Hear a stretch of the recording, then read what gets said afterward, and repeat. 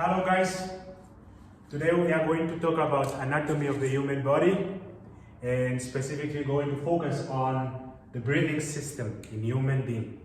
I'm Mr. Shimuningeni. Welcome to my YouTube channel, Is Namibia. Please, if you haven't subscribed to my YouTube channel yet, please do so, and also ring the bell so that you get future notification when we put up videos. Okay, with that said, let's get to it. Firstly, we are going to list the different parts that we have in the respiratory system. We have the nasal cavity, the nostrils, the pharynx, epiglottis, larynx, trachea, right and left lungs, bronchi, that is because there are two. When it's one, it's called bronchus, bronchiole, and bronchioles when they are many. Here, that's why you say it's an S there. And then we have the diaphragm, but then you can also add to the list at least three features. That is the rib cage, and then after the rib cage we have the intercostal muscles, and then we have the alveolus right at the end of the bronchioles. We're gonna see that when we go down the chapter. So now that we have listed the different parts, let's look at their importance in maintaining life.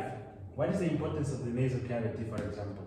Why is it important that we have a diaphragm? Okay, so we're actually going to look at their functions, in other words. Okay, the function of the nasal cavity, I'm just gonna look through my book so that I give right descriptions. Okay, I'm not trying to show off that I can teach without me having to look at my book. Okay, of course some of them I know by head, but then just have to verify. So the function of the nasal cavity would be to clean, moisturize, and also warm up the air as it enters in our body, because sometimes you are in a colder environment.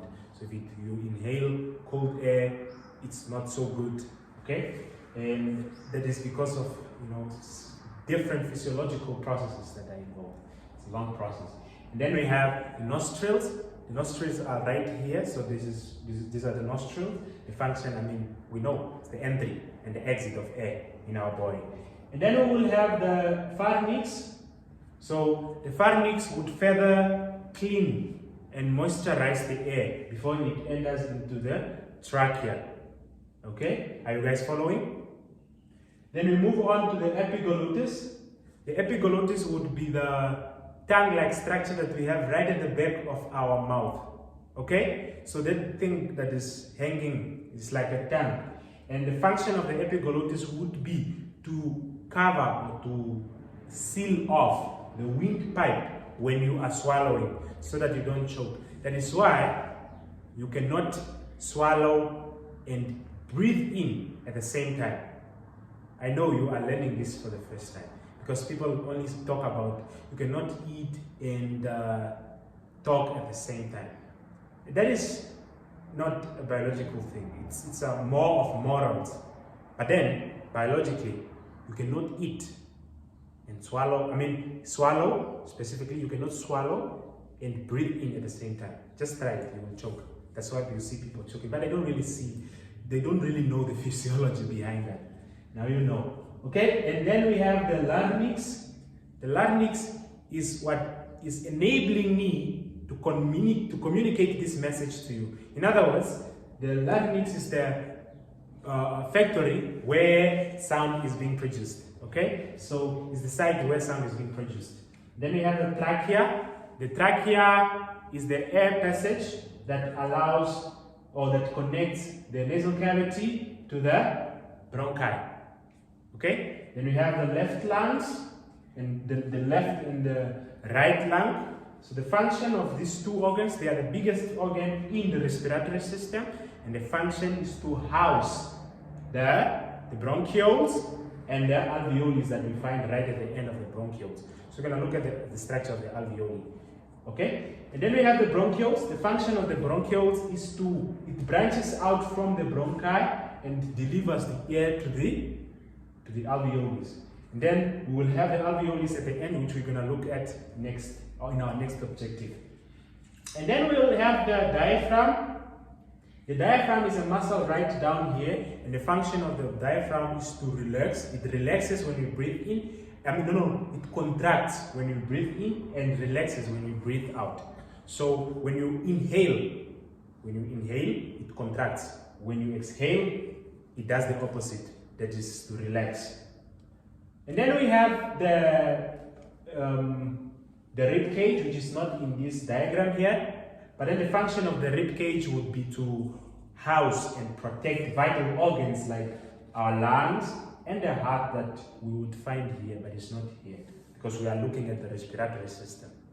Are we following? Good. And then we will have intercostal muscles that are right between the rib cage. The function of the intercostal muscle would be to elevate the rib cage and also to help it expand. So in this you can only see it, or you can observe it closely when you have done physical exercise, that when you breathe in, it just goes up and then expand as you breathe in. So that action is enabled by the intercostal muscles. And then we will have the, that's it, the function of the different parts. Maybe I forgot something, forgive me, but that's it. Then we move on to the structure of the alveoli, that is discuss the significance, discuss gases exchange at the alveoli. Okay, let's dive into it. For that we have to change that structure that we have there. We have to change it with the alveoli, just a minute. Okay, good. Then we change it here.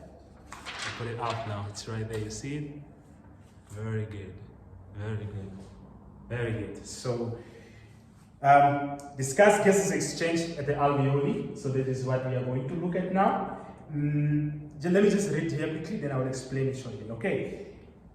Air rich in oxygen is inhaled or breathed in the lungs. Oxygen diffuses from the alveoli into the blood.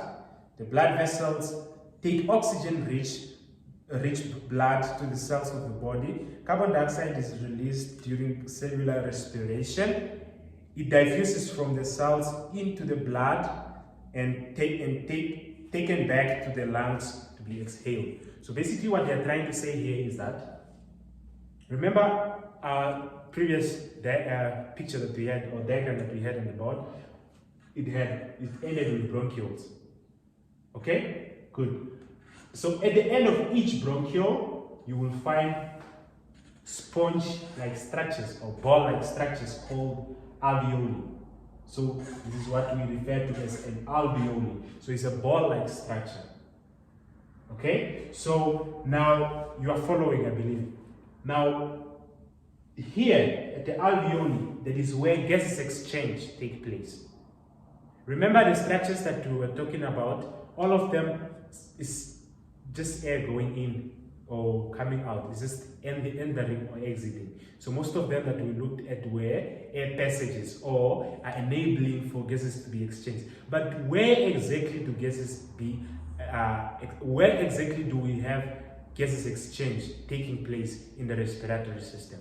So here is the answer, the alveolus. So that is where gases exchange take place. Now we're going to look at how this whole mechanism takes place. Okay, so we have blood capillaries over the alveoli, or over the alveolus.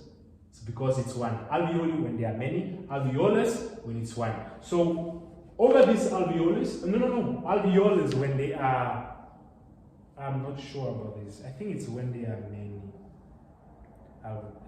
alveoli. Yeah, alveolus, thank you. Alveolus is one, alveoli is many. Alveolus, one, alveoli, many. So we have blood capillaries, a lot of blood capillaries, as you can see, they are wrapped around the alveolus. And they are coming in, wrapped out, and then going out. Okay, so basically what happens is oxygen comes in the lungs, okay, through the nostrils, remember, and then windpipe, and then trachea before the bronchi, trachea, yeah, which is the windpipe, trachea, bronchi, bronchioles, and finally the alveolus. So now, when this oxygen comes in the alveolus, what happens? Does it just end there? No.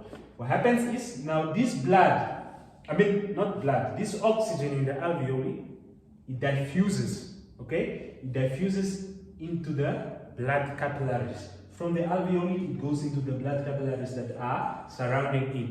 And what do we have in the blood capillaries? We have blood.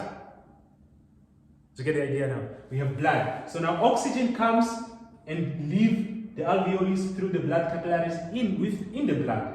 Okay? Combined or attached to what? Pigment.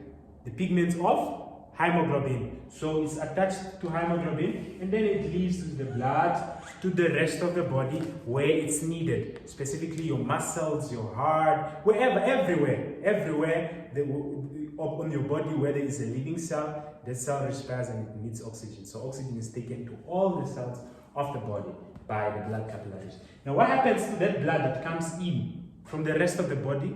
It comes in, or the question is, where does carbon dioxide come from? For us to breathe it out, where does it come from? So when you are exercising, what happens is your body, your muscles, as they respire, they give off carbon dioxide as a waste product.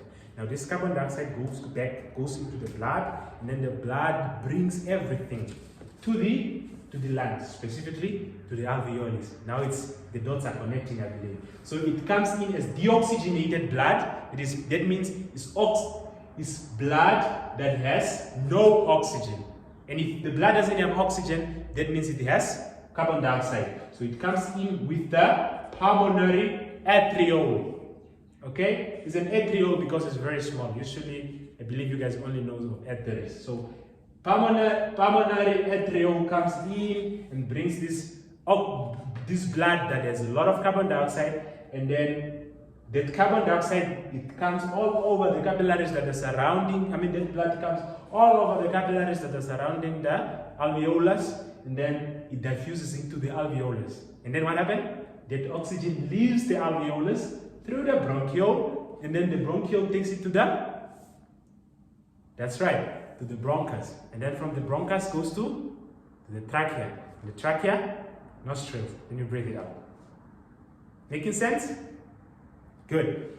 Now, with that said, let's now look at the structure of the alveolus. Okay? What enables the alveolus to exchange these gases? What are the structures that enable the alveolus to exchange gases? Okay? Before we move on to how different activities affect our breathing rate. The alveolus, as you can see, they are in a round shape, and that round shape increases the surface area. So they are round, okay? And the roundness of the alveolus increases the surface area.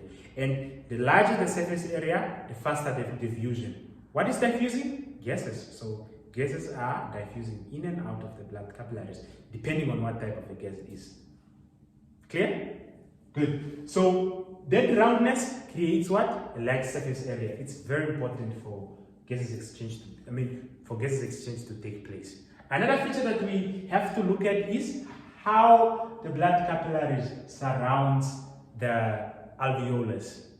Okay, so the blood capillaries surrounds the alveolus to come in close contact with the alveolus to enable the diffusion to be faster. Okay, so the shorter the distance for anything to diffuse, the faster the diffusion will be. Okay, think of it this way. Let's say this is the wall. You see how thick this is, and how. So look at the thickness of these two.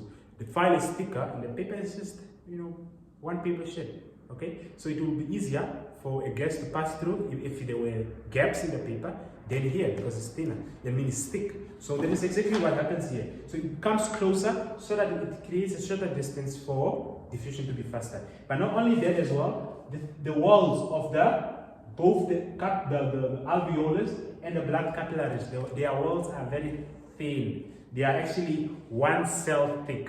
So you can imagine, 1 cell thick. So what we have here is a lamp of millions and millions of cells.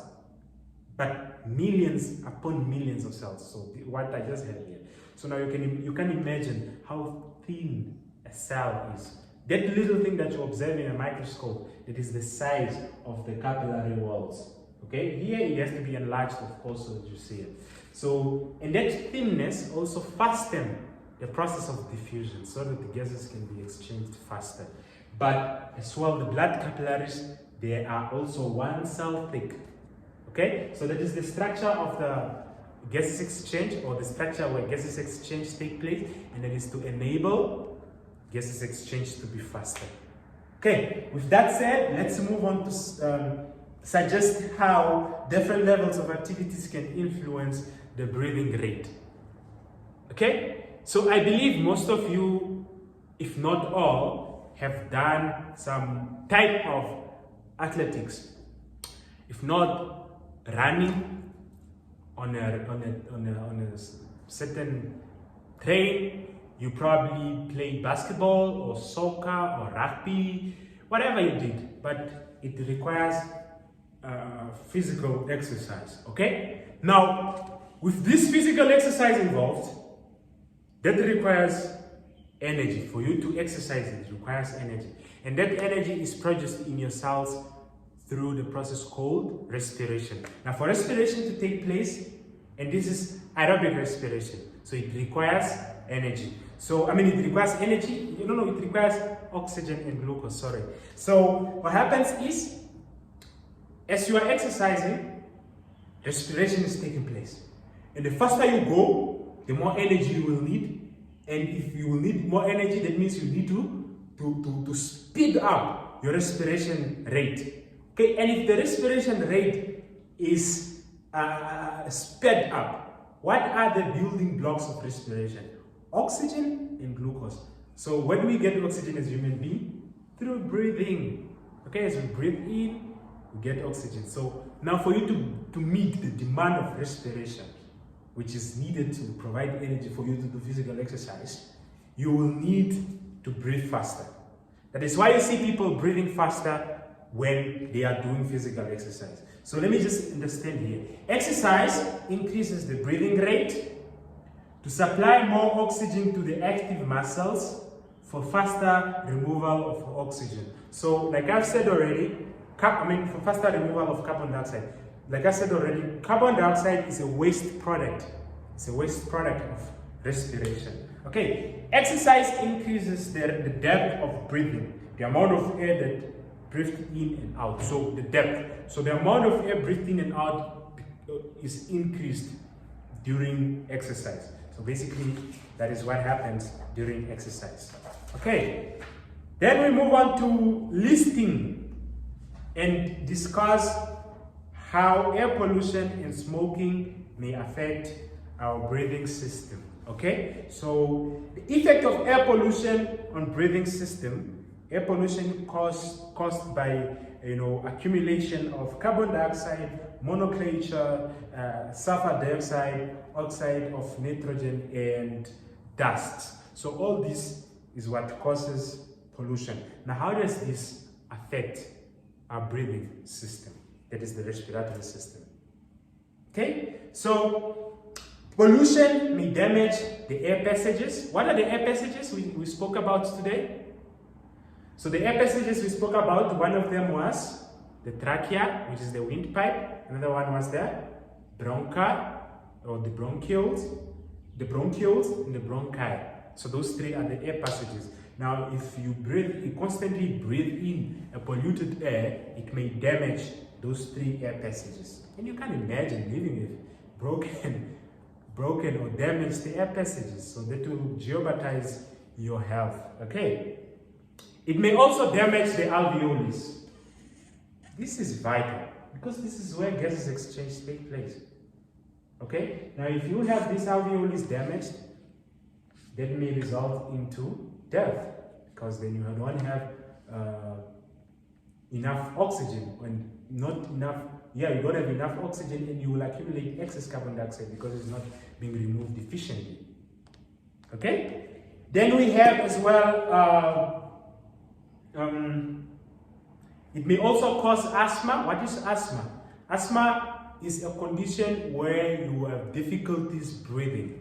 Okay. Okay, and the reason why you have difficulties breathing is because your air passages are blocked. And what are the things that are that may block the air passages? That is a complicated one. Let me explain it, but then this is not important for you guys. So what happens is, as you breathe, you're constantly breathing in dirty air.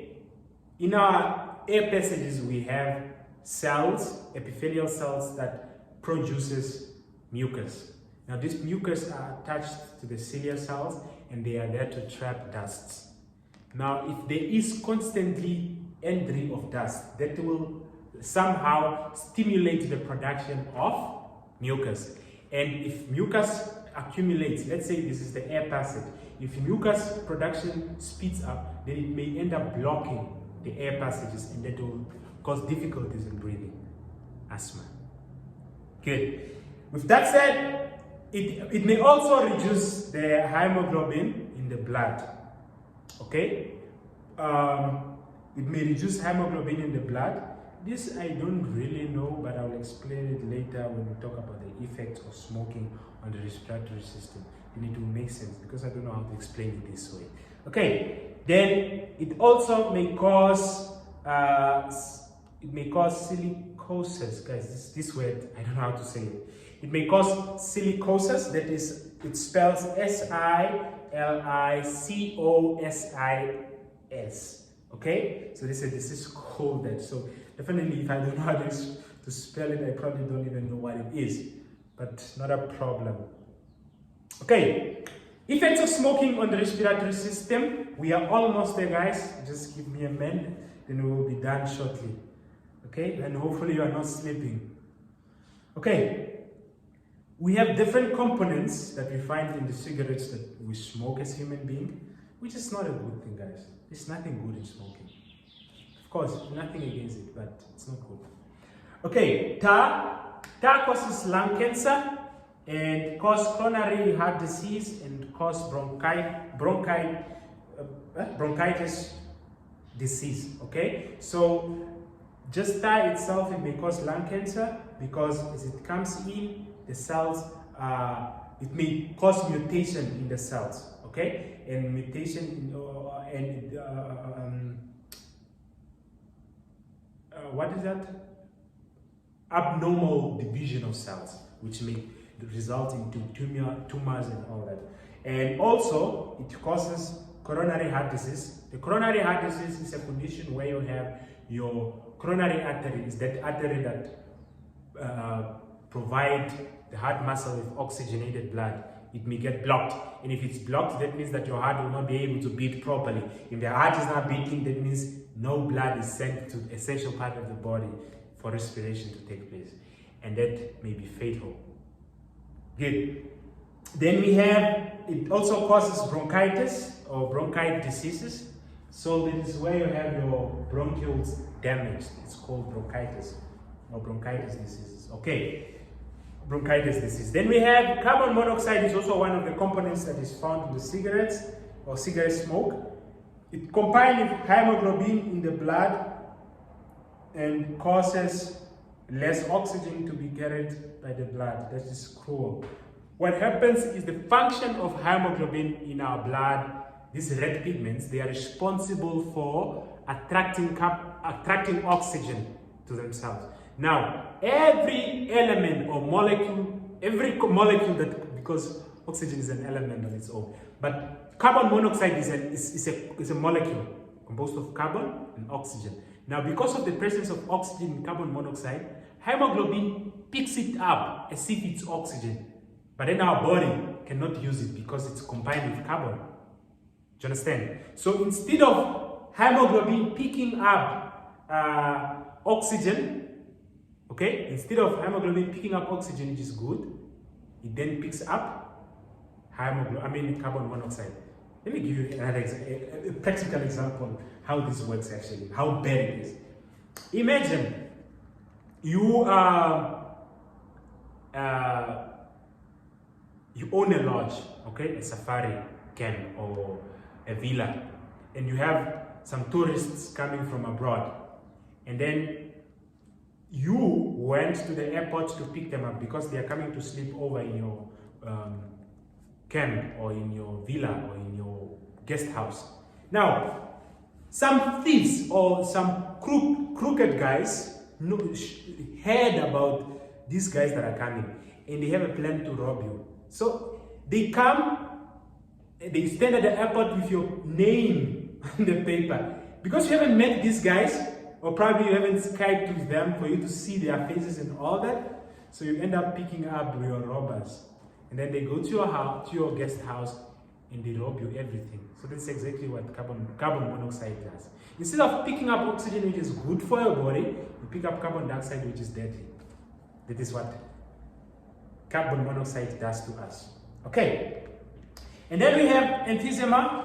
Emphysema is a disease of alveoli. It reduces the surface area of gases exchange. So instead of the alveolus to have large surface area, what it does, it reduces the surface area, which is not good for diffusion. And then we have, lastly, hot smoke destroys tiny hair that keep the air passage clean. So the tiny hair that we have in our air passage is called cilia. So these tiny hair are called cilia. And those tiny hairs are responsible for trapping any dirt with the help of mucus, of course. So if you don't have those little tiny hair, then you will be inhaling dirty air. And that is what happens with those people that smoke. That is why you see they are so prone to get TB. And then we have nicotine, which causes heart attack and high blood pressure. So those are the negative effects of pollution and cigarette smoking. And that brings us to the end of our topic, that is the respiratory system. Thank you guys for attending my lessons, and for hopefully you have watched through my lesson, you haven't skipped anything. And if you haven't, please go back and start from the beginning. As well, I ask you guys a favor that you tell others about these contents that you find on my YouTube channel, because I believe they just need the same help that you are receiving here. For me, Mr. Shimon Ngeni, thank you very much.